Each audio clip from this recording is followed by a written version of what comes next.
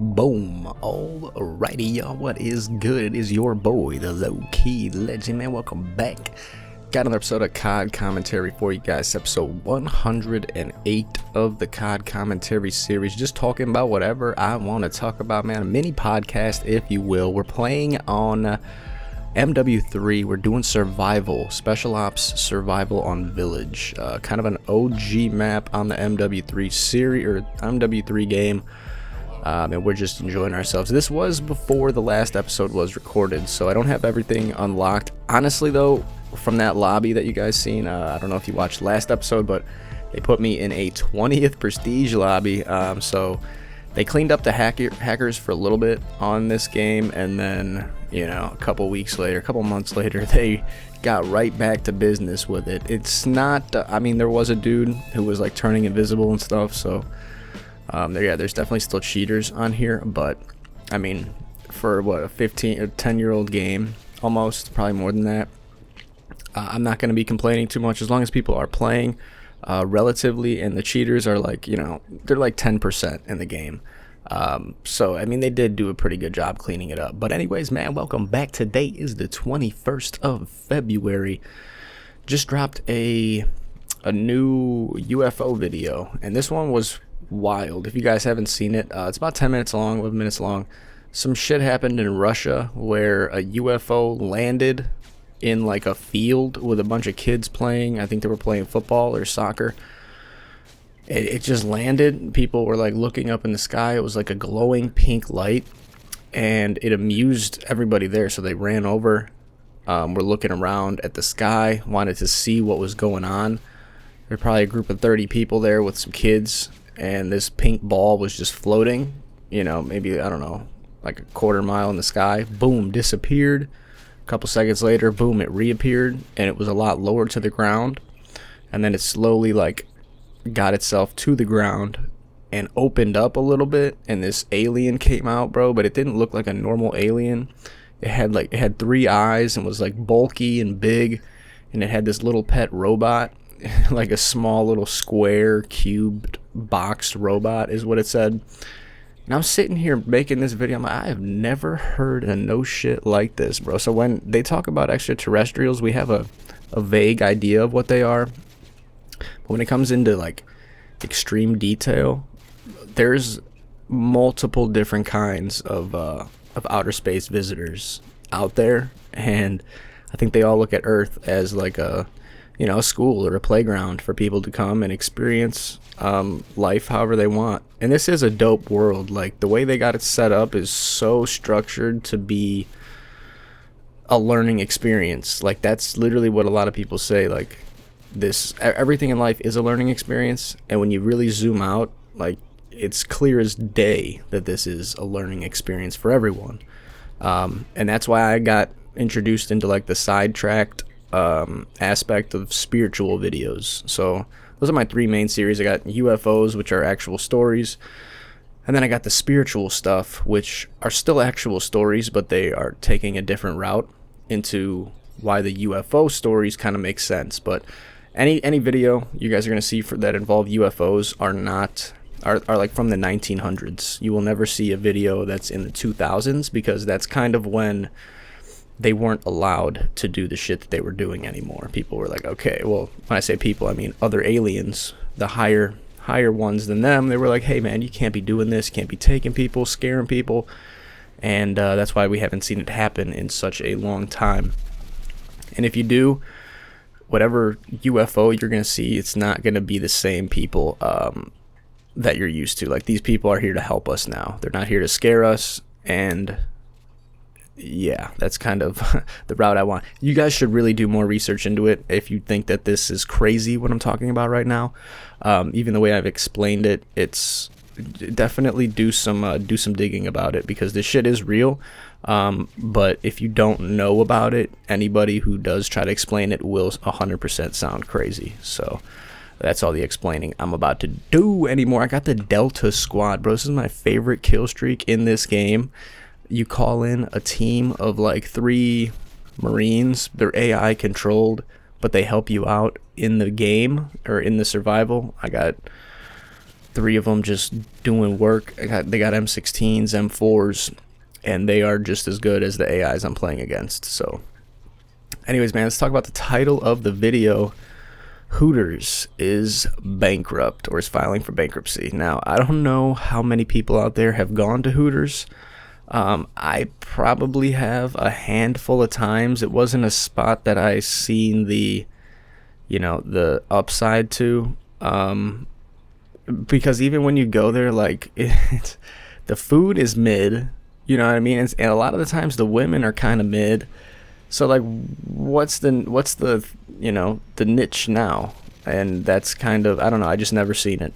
Some people do enjoy eating there, I guess, but yeah, it was always confusing for me. So it's not even surprising that they are going bankrupt. I think it's just a time change, and people are realizing that it's really not the move. But it is what it is, you know what I mean? I hate to see any kind of company kind of roll downhill like that, especially those mainstream ones, but I guess it's going to happen to, slowly but surely, a lot of these companies that are doing stuff. I'm pretty sure Red Lobster went through the same thing.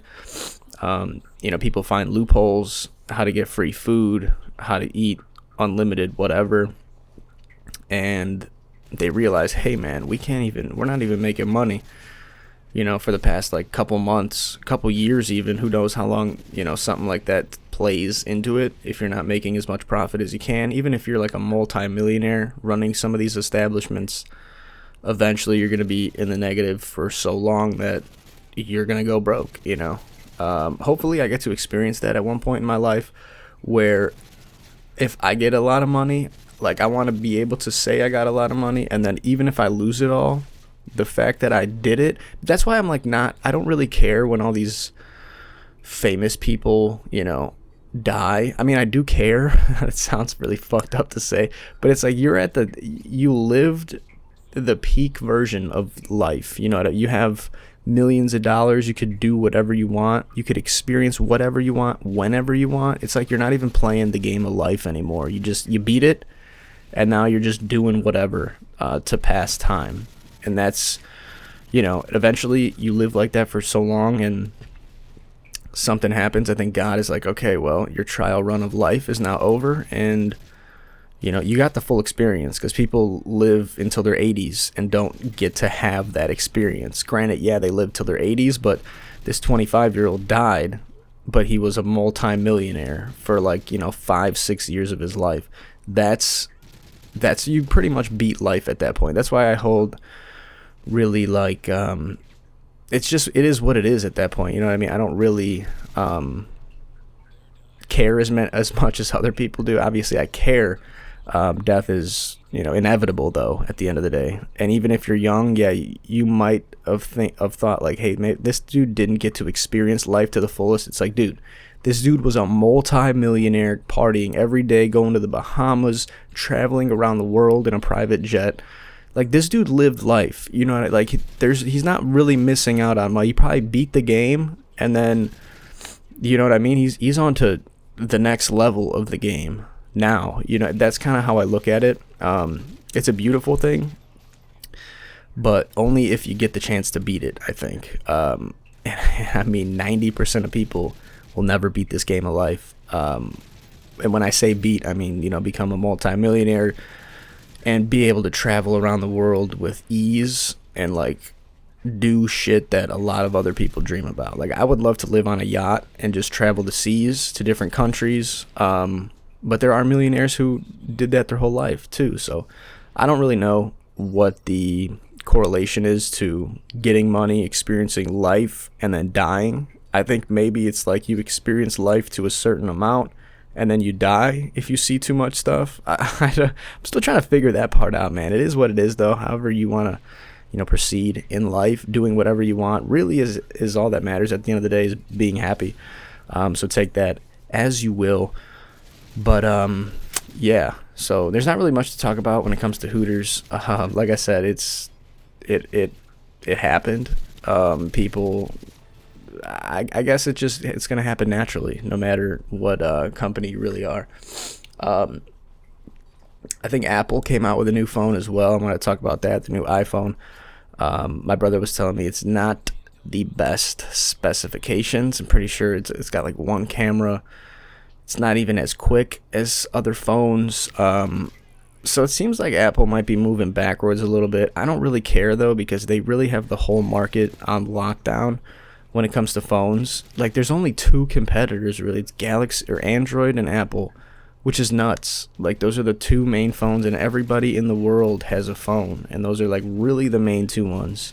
And if you do see something else, like another phone, it's probably a product of Android, or Apple. I mean, Apple really doesn't have side products like that, or side companies. It's really just, hey, we're gonna buy out your whole company and integrate it into Apple, like dissolve the name completely.